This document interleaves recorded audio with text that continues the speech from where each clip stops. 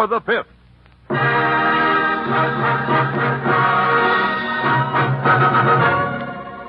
Four radio programs for the 5th War Loan, produced by Arch Oboler and William N. Robeson for the United States Treasury.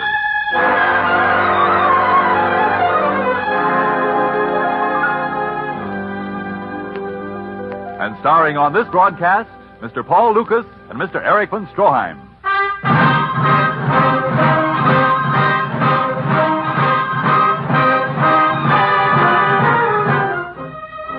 This is a war not only of men and machines, but of ideas. As the second of this special series of broadcasts about the ideas for which we fight and those which we fight against, we present High Command, a radio document written and directed by William N. Robeson and starring Mr. Paul Lucas and Mr. Eric von Stroheim.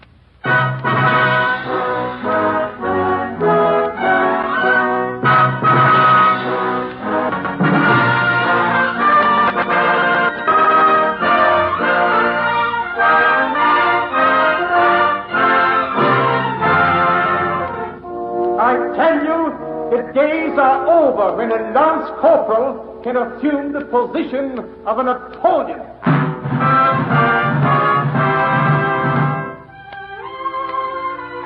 The lance corporal is the house painter, the little man who chews rugs, the jerk with the toothbrush mustache and the delusions of grandeur, that character with the comedy name Schicklgruber, at whom we so often poked fun in those days when we were whistling to keep up our courage. But those words you just heard were not uttered by a brave radio commentator or a bellicose columnist safe behind our eastern sea frontier. They were spoken to Hitler's face by the former commander-in-chief of the German army, Field Marshal Walter Heinrich Alfred Hermann von Brauchitsch. The days are over when a lance corporal can assume the position of a Napoleon.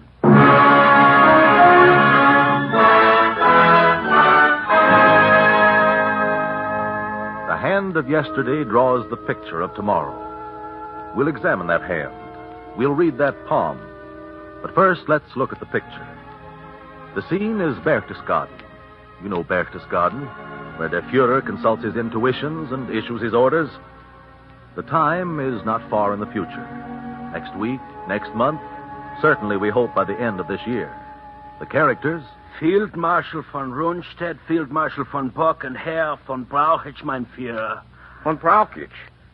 I dismissed him 2 years ago. Nevertheless, he is here with the others. Send them away. That will be impossible, Adolf. Why? They are not unaccompanied. What do you mean? A battalion of the Reichswehr with them. Where are my elite guards? They have been relieved for the time being. Treason! They dare to threaten me? They say it is a protective measure. You have used the word many times, Führer. Don't they remember how von Fritsch died in Poland? Doesn't von Brauchitsch remember what I did to him? Don't they know that with a single command I can have them all... Their men surround the villa. Show them in.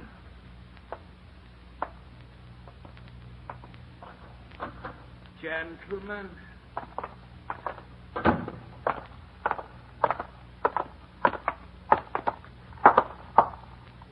What is the meaning of this? We represent the High Command. The High Command? You? Where are my loyal generals? Where's Milch? Where's Rommel? Trying to stop Eisenhower at the Rhine. Where's Keitel? Probably running away from the Russians in Poland. And Kesselring can't hold the Brenner Pass for another 48 hours.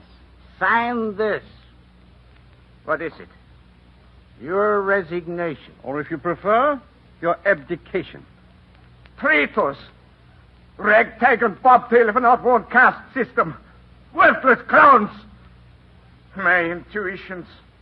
Why didn't I listen to my intuitions?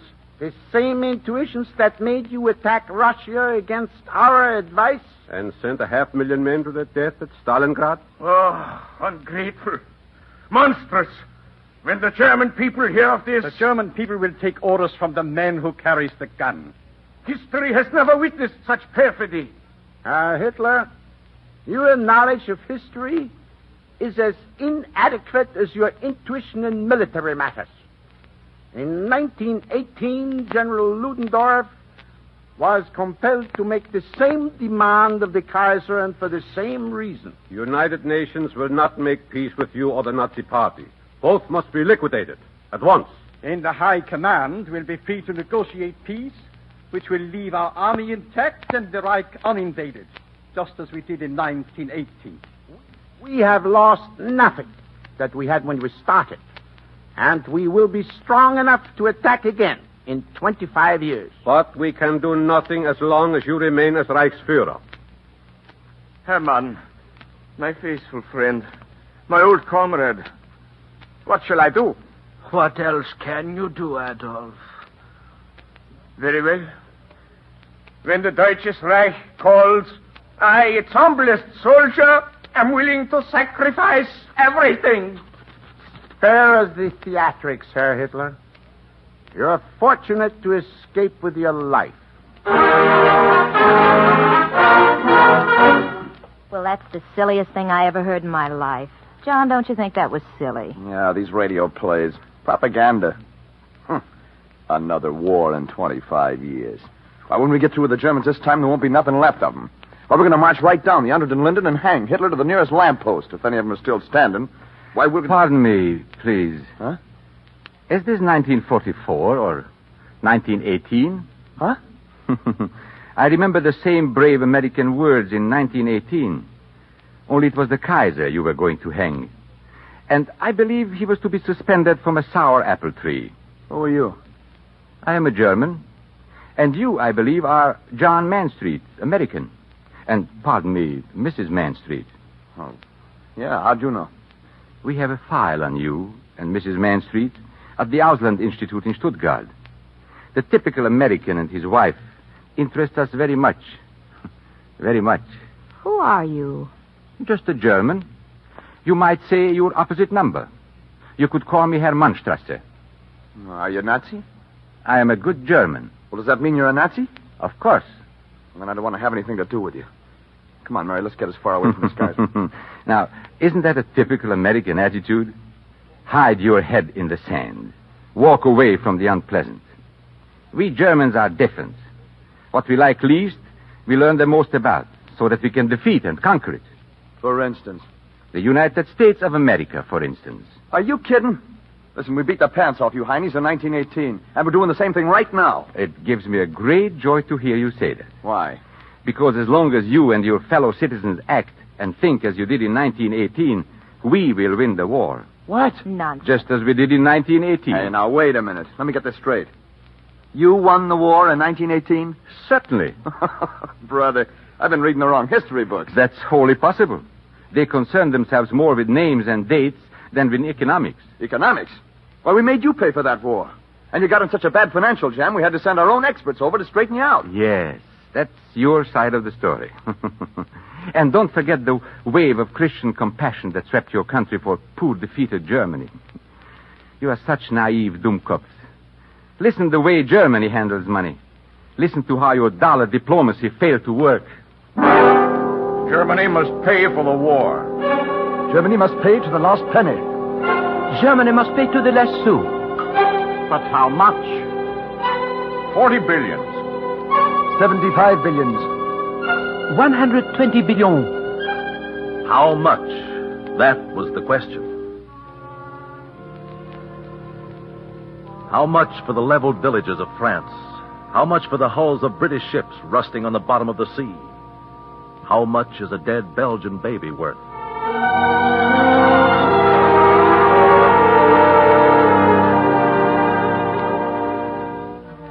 These men around the long green table are not sentimentalists. These are statesmen, lawgivers, practical men. This is the civilized world, victorious, sitting judgment on a beaten enemy. And you can't get blood out of a turnip, can you? We'll settle for 15 billion. It is too much. We can never pay. You gentlemen forget that we have fought a war on two fronts. We are bled white. The flower of our manhood is gone. Germany is beaten to the dust.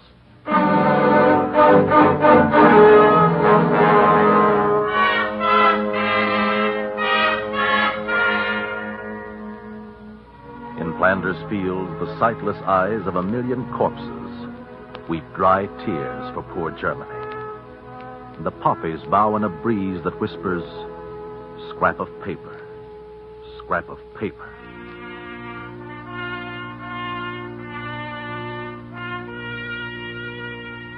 In Berlin, the high command sits. The costumes have changed, but the characters are the same. Dressed in drab business suits, the Junkers still rule Germany. You know the names of some of them: Ludendorff, von Hindenburg, von Mackensen, and the junior officers, the Fons who today command the armies of the Reich. 15 billions. It is better than I had hoped for. The English are so civilized, and the Americans so sentimental.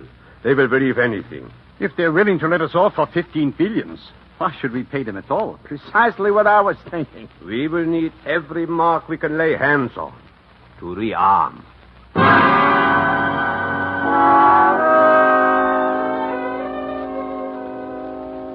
It's an incredible story.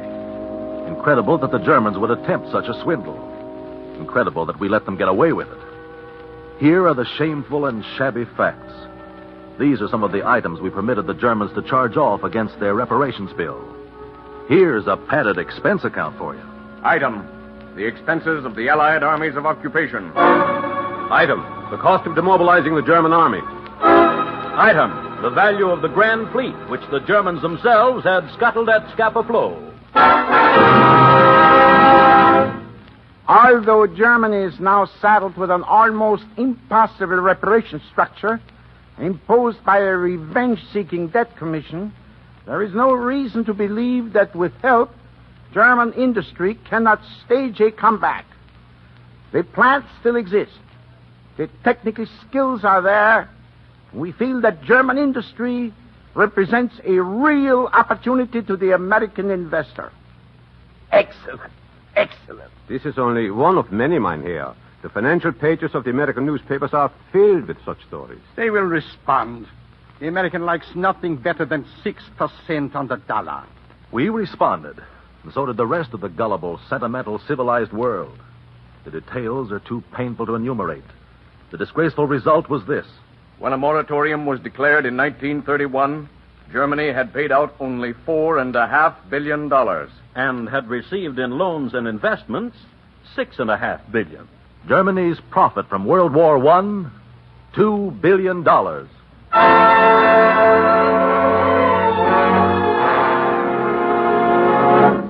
So, you see, we really won the war. But it's unbelievable. It is true, though. And that double-crossing Hitler? Ah, Mr. Mansfield, you do the Fuhrer an injustice. We managed to solve the reparations problem before he came into power. You see, we managed to convince you that the only way your investments could be saved was by canceling reparations. And you persuaded England and France to declare the moratorium. We are grateful to you for that. And for your gift of several $1 billion. What do you mean? The American investments in Germany. Naturally, as soon as he came into power, the Fuhrer canceled them. What? Oh, yes. We've built quite a few submarines and planes and tanks with your money.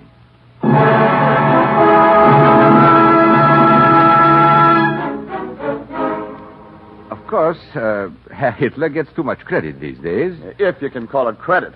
He thought up this jibe about the master race, didn't he? Oh, my, no. Hitler is merely the contemporary expression of German supremacy. The plan existed long before Hitler.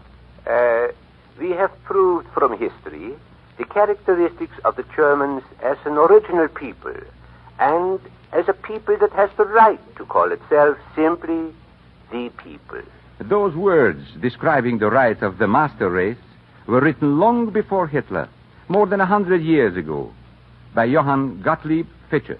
Between states, there is no right or might except that of the stronger. A state, even when on the very point of making war, should solemnly assert its love of peace and aversion to conquest. Theory? The words of a musty philosopher? Distant echoes from an ancient ivory tower? Listen. The German people have no thoughts of invading any country. Hitler in 1933.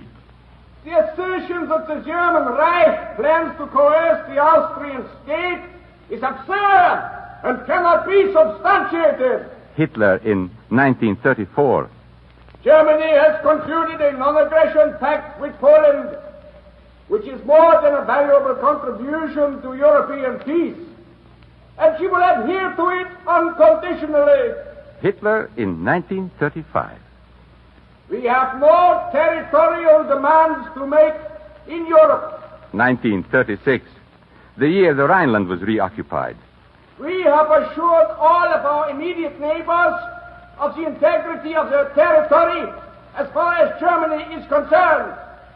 That is no hollow phrase. It is our secret will. 1938, the year of the Anschluss, the invasion of Austria. We have but one wish, that in the coming year we may be able to make our contribution to this general pacification of the whole world. The Führer in 1939, the year we seized Czechoslovakia and invaded Poland. Even when on the very point of making war, assert love of peace, aversion to conquest. You see how well we Germans learn our lessons?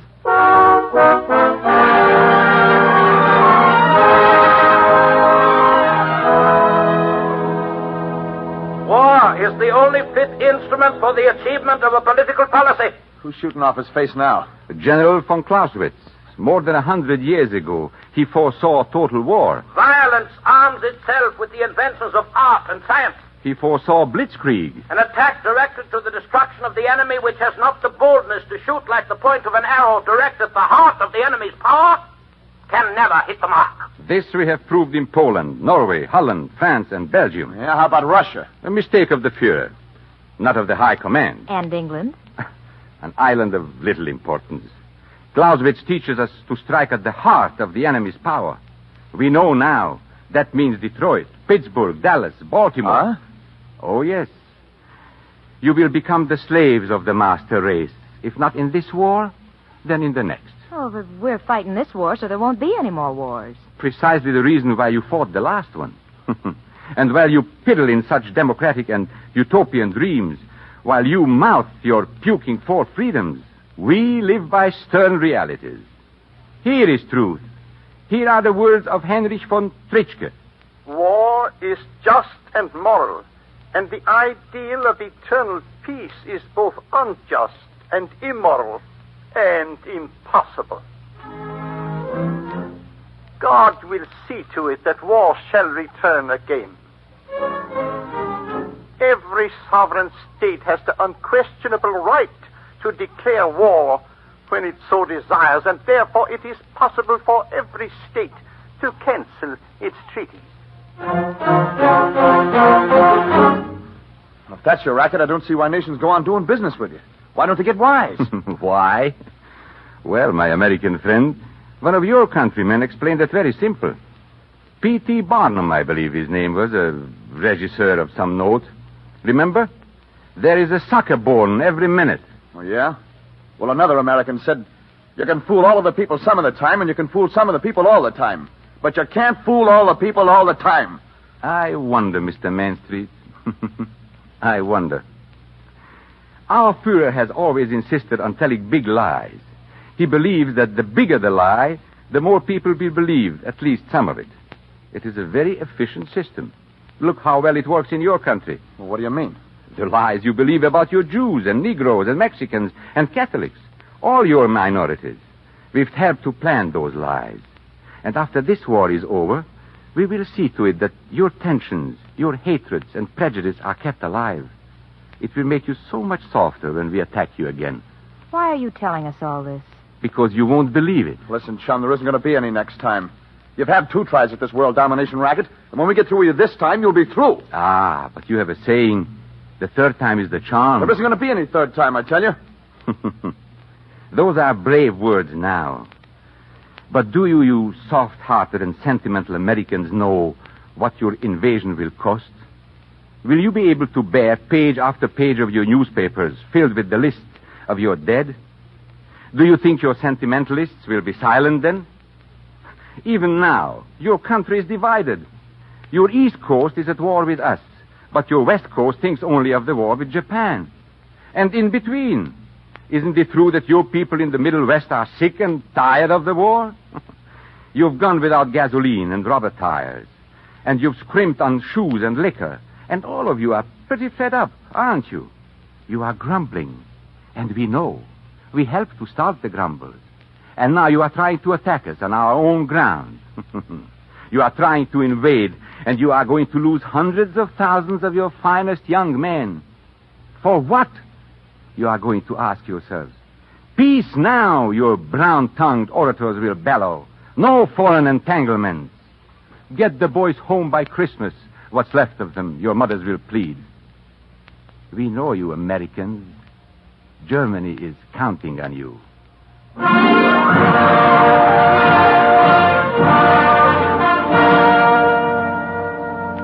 The scene is Berchtesgaden again. The time is in a not-too-distant future. And a few minutes after Herr Hitler has been permitted to flee to the sanctuary of one of those neutral countries which still refuses to distinguish between political refugees and global criminals. The characters, the High Command, the same old gang. Their grandfathers unified Germany and crowned Wilhelm I emperor in Versailles in 1871. Their fathers made the deal at Compiègne in 1918. And as their fathers did then, they have just fired their front man. The German High Command, which has ruled Germany for nearly a century, carries on. Well, gentlemen, now we can get down to business.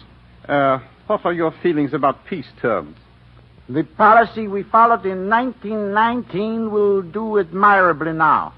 Object to everything, cry poverty, and play upon world sympathy. We are in a much better position now than we were then. The machinery, the art treasures. Now we have the loot of all Europe. Of course, you realize they will push us back to our old borders. We will probably even lose Austria for the time being. That's all right. What good is France or Poland or Norway to anyone now? What are the latest figures on Poland, von Bach? Oh, I've lost count, General. We must certainly have annihilated at least 3 million Poles and Jews, and a great percentage of the young women have been sterilized. There's not much danger of Poland breeding a generation of fighting men in the next 25 years. How about France, von Rundstedt? Well, you know Hitler has had 1.5 million Frenchmen in prison camps and labor battalions since 1940. They're worthless as fathers now. And in France itself, we've managed to increase the death rate over the birth rate. The children that are still alive are quite worthless. Starvation is so much more effective than machine guns, especially with the young. We agreed before this war began that our great mistake in 1918 was to spare the civilians of enemy countries. We agreed that it would be necessary to destroy at least 1/3 of the inhabitants of occupied territories. I believe I can safely say that this has been done. There's no doubt about it. Good, good. Now, here within the Reich, I think it will be advisable to continue with the sex freedom introduced by Herr Hitler. We must breed a sufficient number of strong young men so that in 25 years we will be in a position to resume our campaign for world domination. We'll have to go carefully with that. We'll need the sanction of the church for the next few years. Don't worry. There are ways. Nudism and strength through joy were very successful before. You can always describe license as freedom and modernism. I don't think that it's too early to review the mistakes we made this time and to face the hard facts of our present position. The United States is now the greatest sea power in the world, yet even the British Navy alone kept us from invading England. We must build a great navy this time. You think they will let us? They forbade us to rearm before, but we found a way then. We will find a way now. But there is one mistake we must not make again. What is that, General? That was the fundamental error we made this time. We should have realized from the first that the United States would be the heart of Anglo-Saxon power. Then the United States must be defeated the next time. Certainly. The unpleasant truth is, gentlemen, no nation can hope for world domination unless it controls the vast resources of the United States. Agreed. Our strategy must be directed toward America. And doubly intensified. We must not make the same mistake.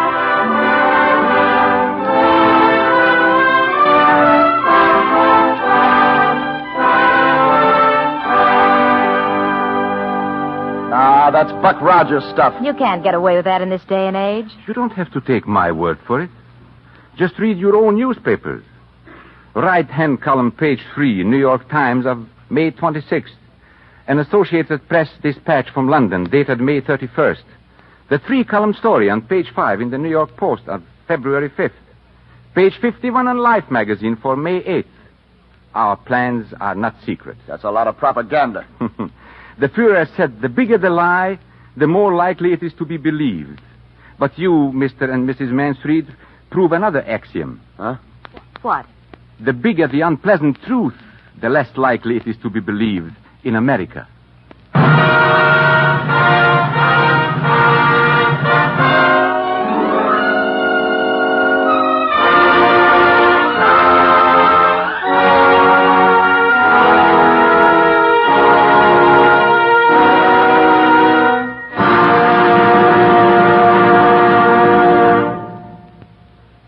Ladies and gentlemen, you have just heard Mr. Paul Lucas and Mr. Eric von Stroheim in High Command, a radio document written and directed by William N. Robeson, with an original musical score composed and conducted by Wilbur Hatch. And now, a word from Mr. Paul Lucas. Ladies and gentlemen, the words and sentiments which I expressed in the part I have just played are as loathsome to me, a naturalized American citizen, as I know they are to you who are native-born. But these words had to be said. These ideas had to be exposed. All of us must realize that there still exists on this globe, and will continue to exist, unless we are extremely careful, a group of ruthlessly clever and utterly unscrupulous men who are plotting a future of humiliation and slavery for us and for our children. This is not an hysterical overstatement. We are not viewing with undue alarm. What you have heard is sober fact, authenticated and documented many times over. Now, this cancer must be eliminated. This virus must be killed. This war must be prosecuted until it ends in the unconditional surrender of the German people, the Nazi Party, and the dangerous murderers who control them both, the German High Command. Now, your part in this campaign for the extinction of evil is simple and clear. Back the attack by more than before.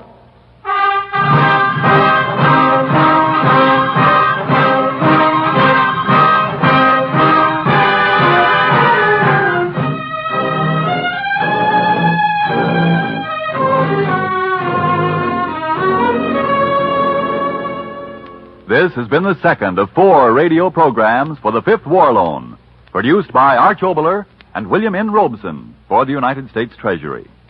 Consult your local newspaper for the broadcast time of the 3rd of this special series. The play, I Want to Go Back, written and directed by Arch Oboler and starring Mr. Fred McMurray.